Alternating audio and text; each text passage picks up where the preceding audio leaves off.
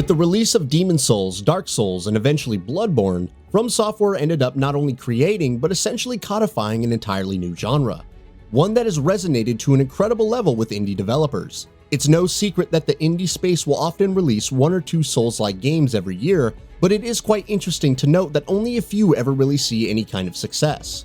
An early example of this was Salt and Sanctuary. Fast forward a few years, and we now have yet another small studio throwing its hat in the ring of trying to make a competent Soul-style game in Thymesia. Where Thymesia differs from others is that rather than drawing inspiration from something like Dark Souls, it instead draws inspiration from Bloodborne. And this is really one of the first hints that Overborder Studio, the team behind Thymesia, actually somewhat gets it. Where most games inspired by Souls titles tend to fade into obscurity shortly after release, Thymesia is likely going to be one of the rare games in the genre not made by From Software to actually get somewhat embraced by the community. And that's mostly because of how well the team that made it actually understands its influences. Now, first things first, right from the get-go, Thymesia is wearing its influences on its sleeve. It shares so much in terms of aesthetics with Bloodborne that those unfamiliar with both games could be forgiven for confusing the two. Even its combat is at a faster pace than what we see from typical Souls-likes, quite reminiscent of Bloodborne. It's borderline impossible to not think of Bloodborne while playing Thymesia, which puts it in a difficult position. It really has to be an exceptional game to get out of the shadow of the game that it is quite obviously influenced by. The combat maintains a delicate balance of simplicity along with a few interesting mechanics. You'll typically have access to a quick attack button, but interestingly, enemies can recover their health automatically over time, and this is where the game's wound system kicks in. Staying on the offensive or using a few heavy attacks is almost always necessary to make sure that the enemy doesn't recover their health. Not only does this effectively double the HP some enemies could have, it also has another add-on mechanic simply called reaving.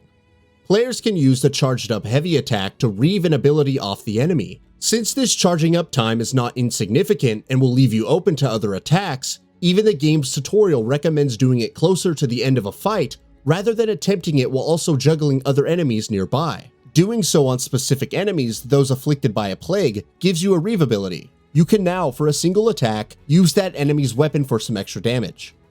While far from game-changing, the reave ability actually helps freshen up combat quite a bit. Not only are you now not stuck spamming the same quick attack with the default weapon, but you now also have a quick option to deal a considerable amount of damage to thin out groups of enemies. In terms of defensive options, Thymesia gives you three: dodging, parrying, and feather attacks. That last one might sound weird, but it works quite well in this rock paper scissors game of trying to stay alive. Dodging can be used just about any time, and when facing multiple enemies is the preferred way of not getting hit. Parrying lets you quickly parry an attack and deal a little bit of damage in the process, but then enemies might use the charged up attack that can't really be parried. That's when you use your feather attacks. Feather attacks will quickly interrupt your enemy's charged up attacks and deal quite a bit of damage to them. Thymesia's combat system is all about dealing damage, to the extent that two of your three defensive options also deal damage. This seems like a great segue into upgrades in the skill system. Along with a Souls-styled method of leveling your stats, Thymesia also gives you a number of skill trees, all focusing on various aspects of your character. There are skill trees for your regular attacks, your heavy attacks, dodging, parrying, feather attacks, everything. And in an interesting twist, Thymesia also lets you freely respec your skill trees, encouraging experimentation to a certain extent. I say to a certain extent because a few skills seem downright mandatory to get as soon as you possibly can. Of course, this could just be a testament to how well the skill trees have been generally designed, but I couldn't imagine ever playing a build without a certain skill that upgrades your dodge to also be effective against charged attacks. But the true customizability of a skill build will only become evident as time goes on. Thymesia's storytelling is as minimalistic as you'd expect from a game of that genre. However, it is much more explicit in your more immediate goals than Bloodborne, which gives you little more than go kill some fools as an objective. Thymesia, on the other hand, lets you know that you're looking for the memories of your amnesiac protagonist. Let's talk about difficulty.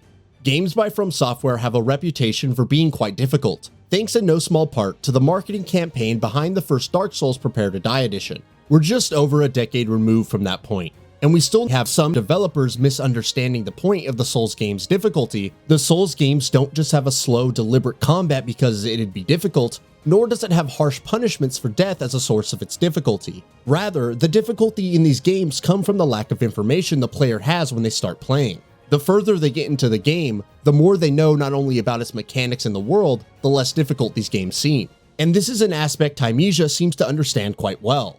It gives you just enough information to at least give you a vague idea of what you're supposed to be doing, but never enough information to let you get too comfortable with your situation.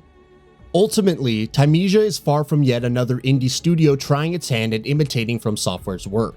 While it undoubtedly borrows a lot from the game that influenced it the most, Bloodborne, Thymesia does more than enough to end up being little more than a pale imitation.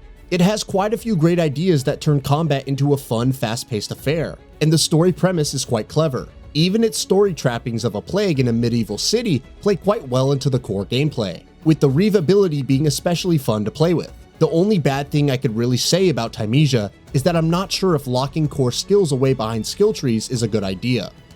Thymesia does more than enough to make its way out of the shadow of Bloodborne. It offers some fun levels to go around killing enemies in, and the combat is fast-paced, responsive, and most importantly, a lot of fun. Even its skill tree has some great ideas.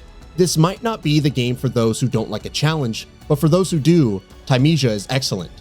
That's all for now. If you enjoy what you saw, please hit the like button. And if you're new to the channel, now is a great time to subscribe. We upload brand new videos every single day. After subscribing, don't forget to enable all notifications by clicking the bell icon. Thanks for watching this video, and we'll see you next time, right here on GamingBolt.